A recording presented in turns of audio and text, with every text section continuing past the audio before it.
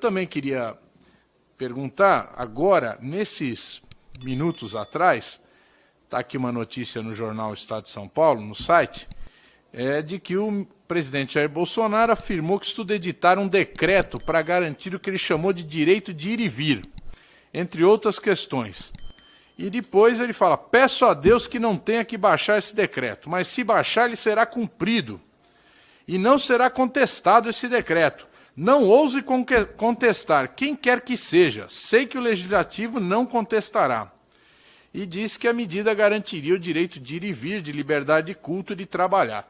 Queria saber, ministro, o senhor tem algum projeto, alguma ideia de utilização das Forças Armadas para garantir esse suposto decreto, que no meu modo de ver é absolutamente ilegal, mas que seria feito? As Forças Armadas, e quando os senhores perguntam da minha fala, ela simplesmente foi para deixar bem claro que as Forças Armadas elas cumprem a Constituição.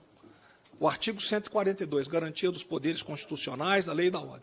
Na nossa visão, tá? E eu falo aqui pelos comandantes também, na nossa visão, para se ter uma democracia forte, os poderes têm que ser fortes, todos eles, e independentes. Essa é a questão.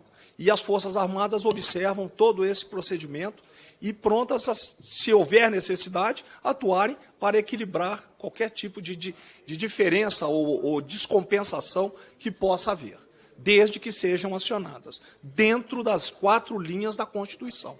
Ponto.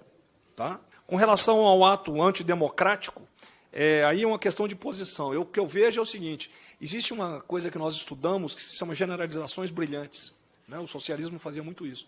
Ele pega um dado separado e faz uma generalização brilhante.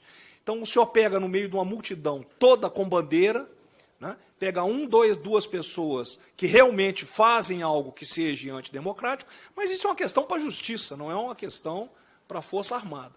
Mas o que eu tenho visto, quando as observações, os acompanhamentos que eu tive junto ao presidente, as manifestações, elas eram democráticas.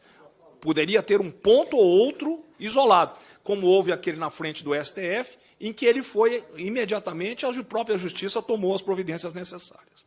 Com relação ao deputado Camilo Capiberibe, dizer para o senhor o seguinte, que não existe tutela sobre o poder político por parte dos militares. O que existe é um acompanhamento e um cumprimento do previsto no artigo 142 da Constituição.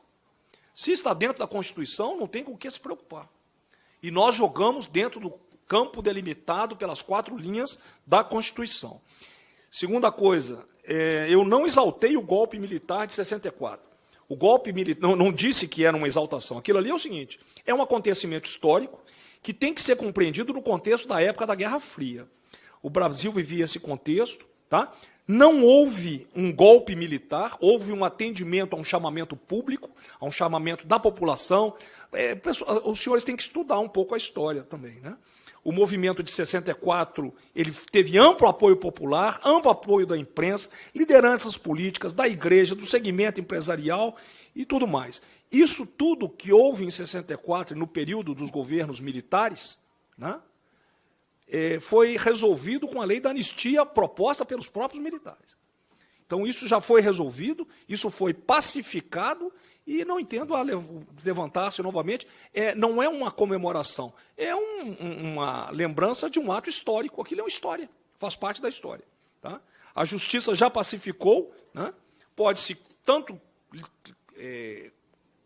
vamos dizer, celebrar, como os senhores têm o direito de criticar.